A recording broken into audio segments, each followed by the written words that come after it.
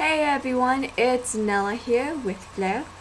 Um, this video is a response to DenaliWind's prompt, which was, what do you do when you're feeling a lack of inspiration with your dolls and with their characters?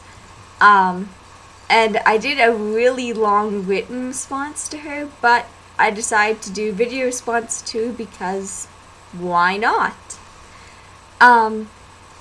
So I have to say I haven't gone I've never reached the point where I felt totally uninspired by my dolls or their characters. I think probably part of the reason is I've never been able to reach, just purely because of funds, I haven't been able to complete the dolls, nor have I had an idea of what they would look completed, like what that would be like. But I've definitely been in the position of feeling uninspired by the character or the story and not knowing precisely what to do. And I actually have two main things I do when I get to that point. Wait, three. Sorry, I have three main things. One, just put my own dolls aside for a moment and see what other people are doing with theirs. See if anything strikes my fancy, anything makes me go, oh, hey, that would be an interesting photo to do with my dolls. Maybe I could do that prompt or that meme or whatever. So that's one. Second thing that I do if I'm feeling uninspired is just switch gears entirely. It's part of the reason why all of my characters, they have their interconnected story, and then they have their stories that they share, like Drew and Flair share a story, whereas their story is connected to Alwyn's story by the fact that they all live and work in the Curiosity Shop. So part of the reason I have that is so that when I am feeling stuck with a particular character, I can switch to another character in that story. Or if for whatever reason, I'm not being inspired by that story, then I'll switch to another story at the Curiosity Shop. Because all the characters, as I've mentioned before, all work at the Curiosity Shop, but they all have their own stories, essentially. They all have their own narratives. So if I get bored with one, I just switch to another. And then, just wait for inspiration to come back. And the third thing I do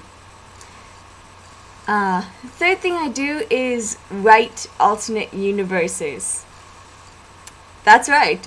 I do AU fanfiction of my own characters, because I'm just that cool. Yeah, and sorry, that sounds really, really silly, but it can be a lot of fun. And give an example of one that I've done with Flo and Drew here.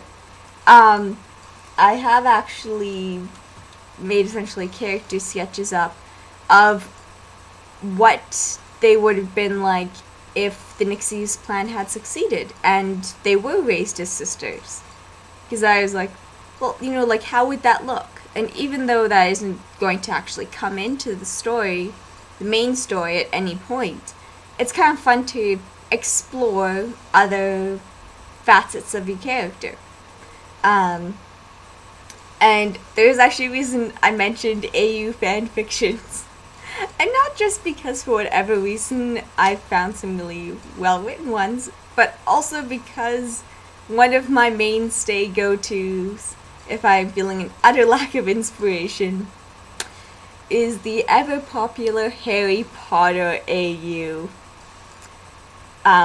I don't know why it's so popular. I don't know why it works so good for jump-starting my creativity surrounding my characters.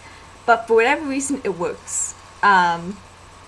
So I'll use, like the icon makers to make images of my doll's characters. If they're at Hogwarts, what house would they be in? What years would they be in? What classes would they like? How would they be interacting with each other? All of those good things. Yeah, so those are my 3 things if I'm feeling uninspired that I do.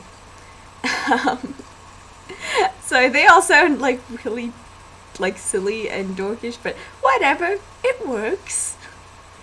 Okay. Bye everyone.